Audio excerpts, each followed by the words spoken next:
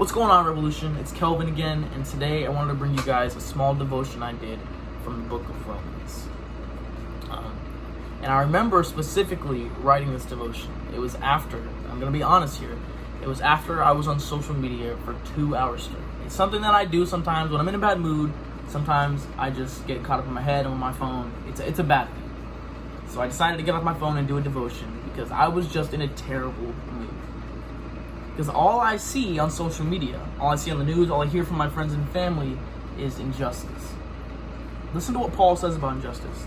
If you can, open your Bible, Romans 3, verses 9 through 12. Paul says that there is no one who is righteous. There is not one who does good. There is not one. And the only person who ever did good was Christ. In Romans 5, Paul says that we have been saved by Christ. We've been made righteous in the face of God through Christ. Blameless. All that sin that we do, every single one of us has committed an act of injustice. Every single one of us has committed an act of unrighteousness. So it's good to remember. Because every day we're doing things that we really shouldn't be doing. But there's good news. There's good news to be shared. There's good news to be shared not only to just the people in your house, the people in your friend group. There's good news to be shared to the murderers on the street. There's good news to be shared to the people that are in prison. There's good news for everybody. That despite injustice, Christ has won. That despite who we are, God accepts us. That's the good news.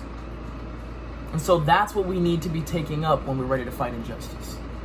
So we look on social media, here's 10 things you can do to be righteous.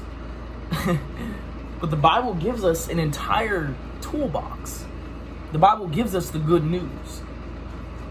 God says to go. He says to go and make disciples. And so I encourage you, the next time that you're looking for something to do and you're thinking, what should I do? You can donate as much money as you want. You can make as many Instagram posts as you want. But nobody can change a heart like Jesus can. So next time you think, what should I do about this unrighteousness? What should I do about this injustice? We spread the gospel. We put our faith into action. So we can say as much as we want, but if we're not living in a Christ-like manner, if we're not spreading the gospel like a born-again Christian, then we are doing everybody an injustice. So thank you for tuning in. Appreciate you guys. I love you and I miss you.